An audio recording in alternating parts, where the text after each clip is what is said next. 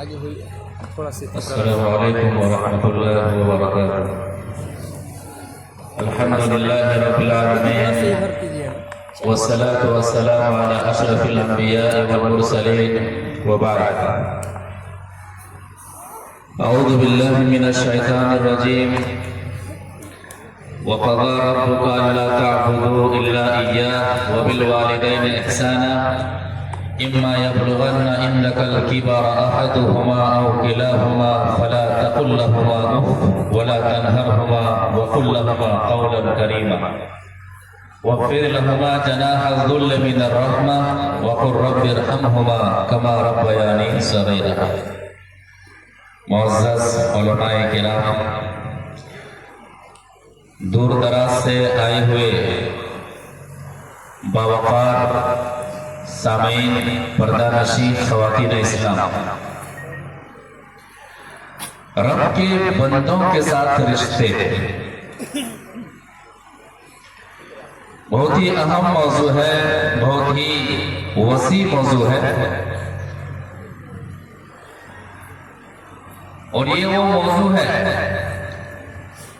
کہ اگر ایک نمازی صاحب ہیں، حاجی صاحب ہیں، تہجد گزار صاحب ہیں، اللہ سے ان کا رشتہ مضبوط ہے لیکن بندوں کے ساتھ ان کا رشتہ مضبوط نہیں ہے، تو ان کی نمازیں ضائع ہو سکتی ہیں قیامت کے دن، ان کے روزے ضائع ہو سکتے ہیں قیامت کے دن، ان کے صدقات و خیرات کی نیکیاں ضائع ہو سکتی ہیں قیامت کے دن.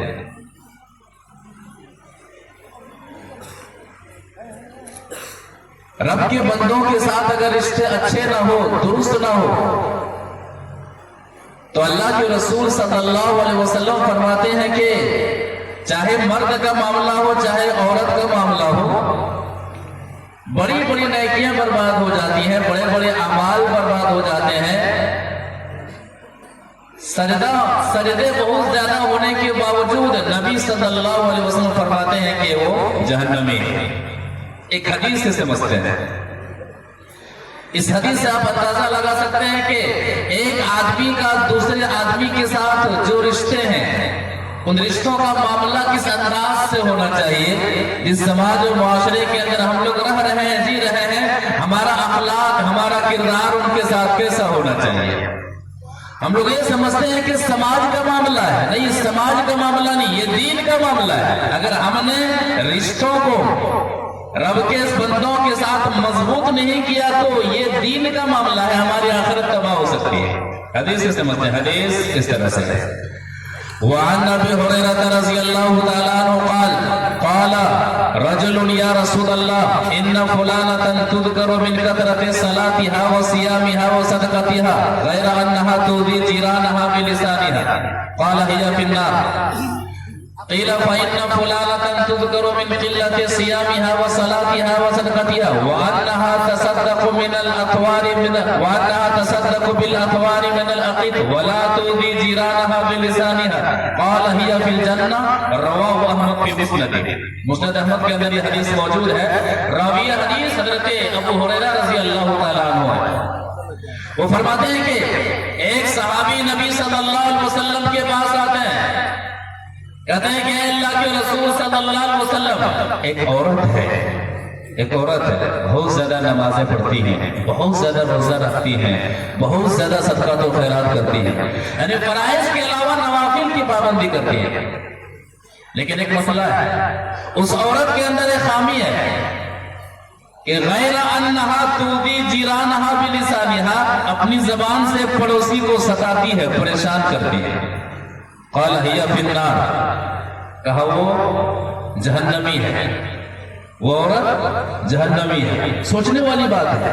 حوالہ کیا دیا جا رہا ہے؟ بہت زیادہ نماز پڑھنے والی ہے، بہت زیادہ صدقات و خیرات کرنے والی ہے، بہت زیادہ روزہ رکھنے والی ہے، بہت زیادہ کر کے حدیث یہ بتانا چاہ رہی ہے کہ صرف فرائض کی پابندی نہیں کرتی ہیں، نوافل کی بھی پابندی کرتے ہیں، نفلی روزے، نفلی صدقے، نفلی نمازیں، لیکن زبان محفوظ نہیں ہے، بندوں کے ساتھ اس کا رشتہ صحیح نہیں ہے، اللہ کے بندوں کے ساتھ ان کا معاملہ صحیح نہیں ہے.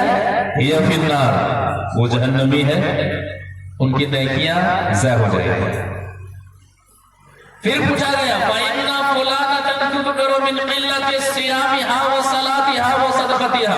اے نبی صلی اللہ علیہ وسلم، ایک اور خاتون ہے، کم نمازیں پڑھتی ہیں، کم روزے رکھتی ہیں، کم صدقات و خیرات کرتی ہیں، وَأَنَّهَا تَصَدَّقُ بِالْأَطْوَارِ مِنَ الْعَقِدِ، پنیر کا ٹکڑا وہ صدقہ کرتی ہے، سمجھانے کے لیے معمولی صدقہ، یعنی یہ ایسی عورت ہے جو صرف فرائض پر اکتفا کرتی ہیں، لیکن ایک خوبی ہے وَلَا تُؤْذِي جِيرَانَهَا بِلِسَانِهَا، اللہ کے بندوں کے ساتھ ان کا رشتہ بڑا پیارا ہے، بڑا اچھا ہے، اپنے پڑوسی کو ستاتی نہیں ہے، ملانے والی بات کرتی ہے، ہمدردی والی بات کرتی ہیں، کسی کا دکھ اور غم کو ہلکا کرنے والی باتیں کرتی ہیں، قرآن و حدیث کی باتیں کرتی ہیں، اللہ کی باتیں کرتی ہیں، جنت و جہنم کی باتیں کرتی ہیں، بڑی پیاری خاتون ہے، زبان کی بڑی میٹھی ہے، سنے تو سنتی چلی جائے۔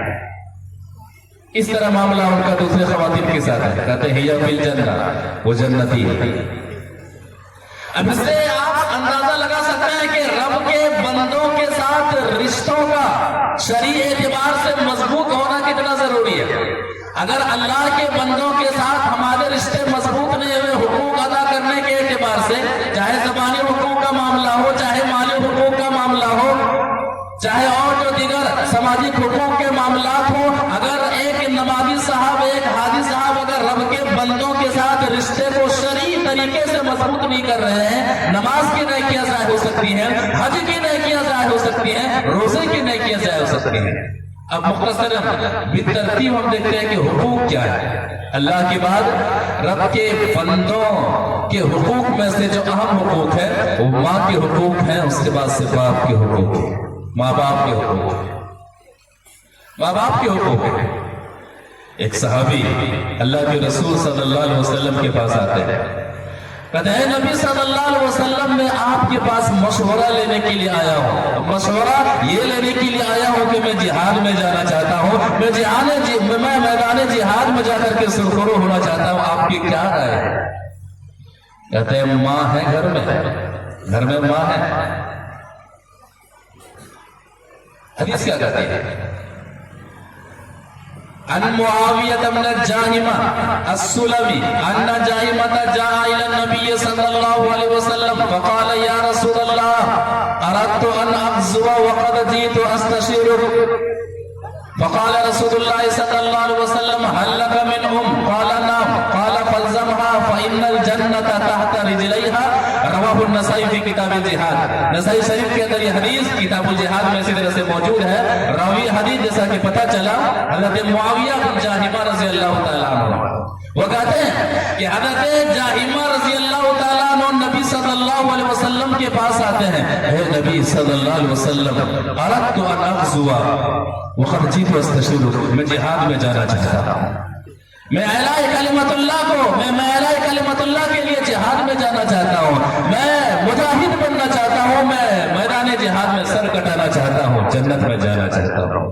نبی صلی اللہ علیہ وسلم نے کہا هل لك من ماں ہے گھر میں ماں ہے؟ ہم سب کے لیے سوال ہے، آپ کے گھر میں ماں ہے، ہمارے گھر میں ماں ہے، ہماری ماں کے ساتھ ہمارا معاملہ کیا ہوتا ہے؟ هل لك من کیا گھر میں ماں موجود ہے؟ نبی صلی اللہ علیہ وسلم کے سوال کا جواب ہاں میں دیتے ہیں کہ اے نبی صلی اللہ علیہ وسلم، ہاں گھر میں ماں موجود ہے، ماں کو میں گھر میں اکیلے چھوڑ کر کے میدان جہاد میں جانا چاہتا ہوں، آپ کے باہر سے مشورہ لینے کے لیے آیا ہوں، مت جاؤ، کہا جہاد مت جاؤ، آپ کو جہاد فرض نہیں، جہاد مت جاؤ، فَالْزَمْهَا فَإِنَّ الْجَنَّةَ تَحْتَ رِجْلَيْهَا، گھر میں رہو، ماں کی خدمت کرو، ماں کو دوا کی ضرورت ہے، ماں کو آپ کی ضرورت ہے، قدم قدم پر ماں کو آپ کی ضرورت ہے، فَالْزَمْهَا، آپ پر جہاد فرض نہیں ہے، جاؤ، فَإِنَّ الْجَنَّةَ تَحْتَ رِجْلَيْهَا، جنت ماں کے قدموں کے نیچے۔ بحوالہ طبرانی کہ فَإِنَّ الْجَنَّةَ تَحْتَ أَرْجُلِهِمَا، جنت ماں کے قدموں کے نیچے بھی ہے، جنت باپ کے قدموں کے نیچے بھی ہے، دونوں طرح کی روایتیں موجود ہیں۔ اب اس حدیث کو سامنے رکھ کر کے مسلم معاشرہ غور و فکر کرے کہ ہمارا معاملہ ہمارے ماں باپ کے ساتھ کیسا ہوتا ہے، ہمارا رویہ ہمارے ماں باپ کے ساتھ کیسا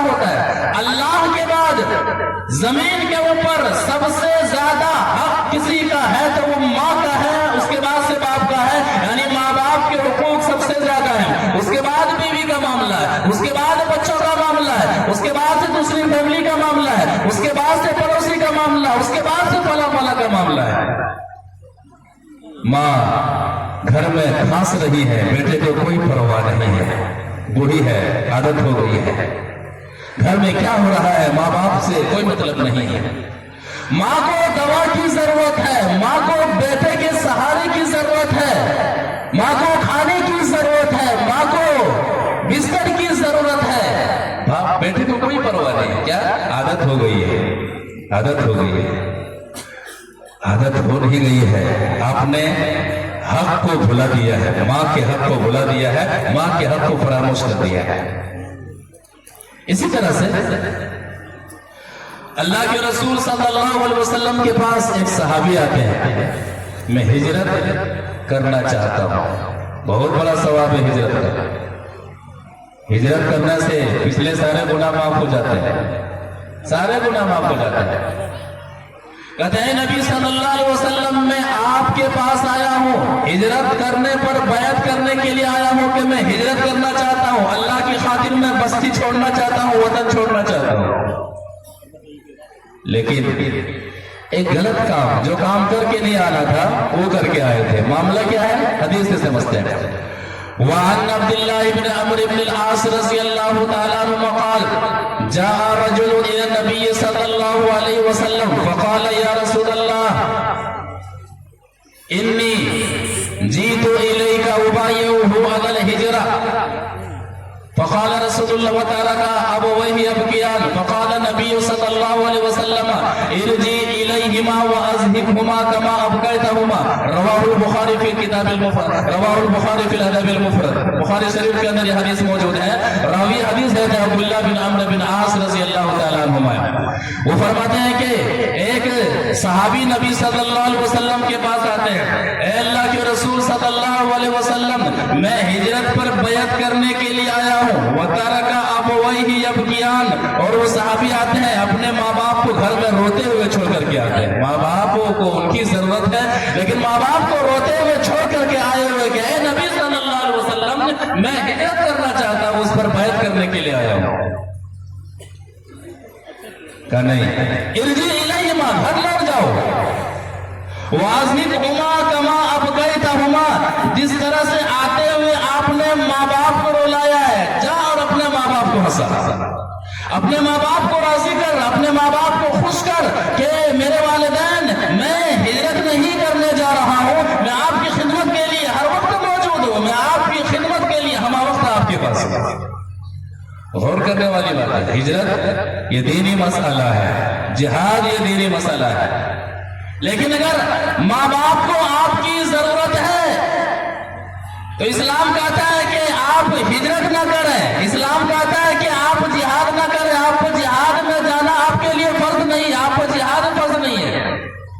اب ہمارے معاشرے اور سماج کے اندر کتنے ہمارے ایسے بھائی ہیں جن کا معاملہ دنیا معاملہ ہوتا ہے، دنیاوی معاملہ ہوتا ہے، دنیاوی مسئلہ ہوتا ہے، اور تھوڑی سی باتوں پر ماں باپ کو چھوڑ دیتے ہیں، ماں باپ کو نکار دیتے ہیں۔ دیکھا یہ بھی گیا ہے، کئی بچے ہیں، کوئی شخص اپنی ماں کو اپنے گھر رکھنے کے لیے تیار نہیں ہے، کوئی شخص اپنے باپ کو اپنے گھر میں رکھنے کے لیے تیار نہیں ہے۔ بڑی بدنصیبی کی بات ہے، کیا ہم 10 دن کھلائیں گے، 10 دن آپ کھلائیے گا، 10 دن آپ کھلائیے گا۔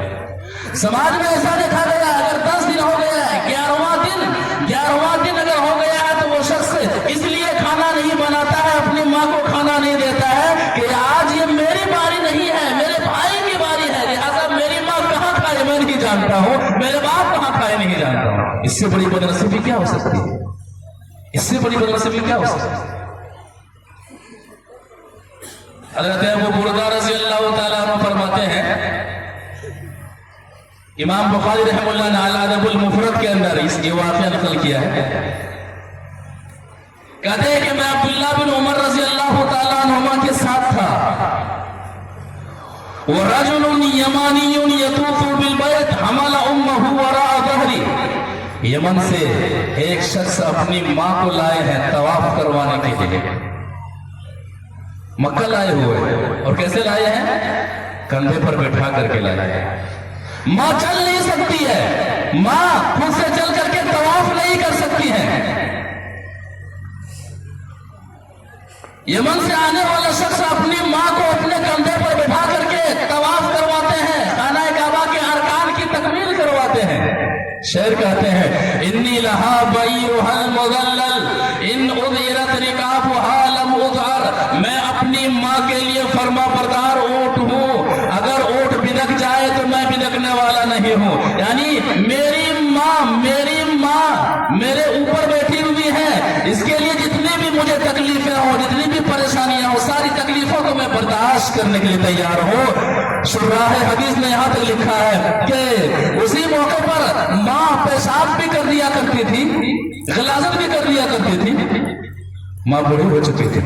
कहते हैं तवाफ करवाने के बाद अब्दुल्ला बिन उमर रज़ियल्लाहु ताला अन्हुमा के पास वो यमन से आए हुए शख्स कहते हैं, सारा वाकया बताते हैं कि मैंने अपनी माँ को अपने कंधे पर बिठा करके तवाफ करवाया है। अब तुरानी जज़ैतुहा, ए सहाबी रसूल, क्या मैंने अपनी माँ का हक अदा कर दिया? मैंने उफ तक भी नहीं कहा है, क्या मैंने अपनी माँ का हक अदा कर दिया? कहा ला वला बिज़फ़रतिन वाहिदा, तेरी पैदाइश के वक्त तेरी माँ ने जो पहली चीख निकाली थी अभी उसका हक अदा नहीं हुआ, अभी उसका हक अदा नहीं हुआ। हमारा मामला क्या होता है? माँ के साथ हमारा ताल्लुक नहीं, हम नहीं खिलाएंगे, हम नहीं पिलाएंगे, वालिदैन हमारे सिर्फ नहीं है, आपके भी है। मेरे भाइयों, इस ताल्लुक से गौर फिक्र करने की जरूरत है। कुरान मजीद के अंदर अल्लाह तबारक व तआला ने सूरह इसरा आयत नंबर 23 और 24 के अंदर 5 हुकूक बयान किए, 5 बातों का तज़किरा किया, और उन 5 बातों में हवाला ये दिया गया है कि आप जब किसी लायक नहीं थे, आप जब कमजोर थे, आप जब खुद से खा नहीं सकते थे, उस वक्त आपके वालिदैन ताकतवर थे, उनके जज्बे जवान थे, उनकी हड्डियां जवान थी, उन्होंने आपको बड़े लाड से पाला है, बड़ी मोहब्बत से उन्होंने तुम्हारी परवरिश की है। आज तुम मजबूत हो गए हो, तुम्हारे वालिदैन कमजोर हो गए हैं, उनका उसी तरह से ख्याल रखना। चिड़चिड़ापन का शिकार हो जाते हैं, उनकी बातों को दिल पे ना लेना, उनके साथ अदब से बात करना, उनके साथ एहतराम से बात करना, उनके साथ नरमी से बात करना। जब भी बूढ़े वालिदैन आपको तकलीफ दे, परेशान करे, ऐसे मौके पर समझना कि बुढ़ापा का मामला है,